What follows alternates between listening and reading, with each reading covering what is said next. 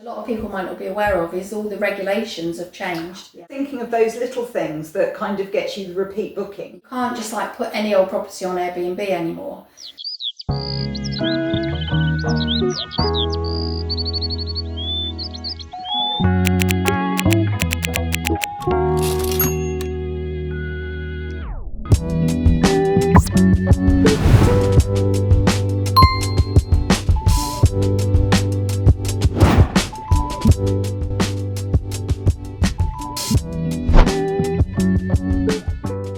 Well, I think the first thing you need to do is actually look at the area it's in. It's a really good idea to go to a local holiday letting agency, get them to look and see how it fares in that area.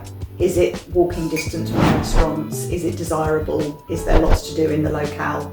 That sort of thing.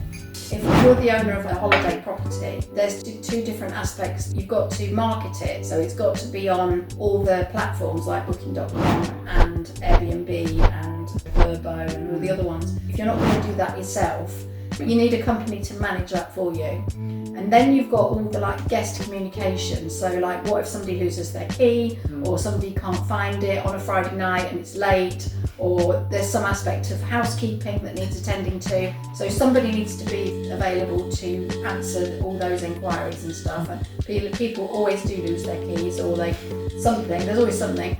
And then the other aspect to it is cleaning it and getting all the beds changed.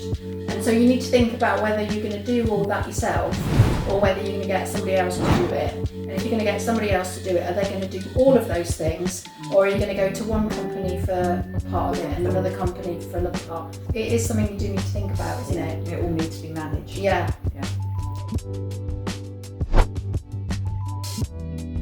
I mean, the great thing about the Cotswolds is it's a year-round holiday destination. So people come here for Easter, they come here for Christmas, they come here for the school summer holidays. So it's really good in that way, in as much as you can get year-round bookings. But then within that, you've kind of got different types of property. So you've got like the cute little cottage for a couple, maybe a honeymoon or a sort of weekend away. And then you've got like the big family homes for sort of multi-generational living. You kind of need to look at your property and decide who it would appeal to, what would be your target market in that, and then you can think about, would it work for that demographic. So for example, if you think it would be for families, then most likely they would have multiple cars that they want to park. They probably want a little garden for the children or the dogs to go and run around in.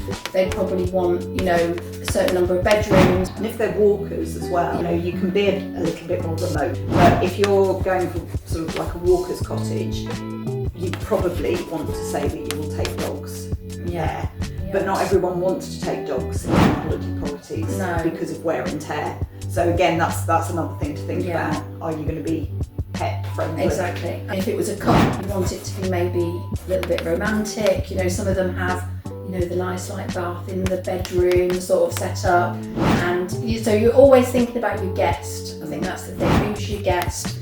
And would that property appeal to that type of guest? I think, and going back to what Sue just said about speaking to a holiday let company, they've got access to all the online tools to actually get you some data on like comparables, average nightly rate, average occupancy, and they can actually run like some modelling for you to say, if you bought this type of property in this location, this is what you'd be looking at in terms of your revenue, because you've got to think of it like a business. So you've got to be looking at what's your income going to be, costs and all of that.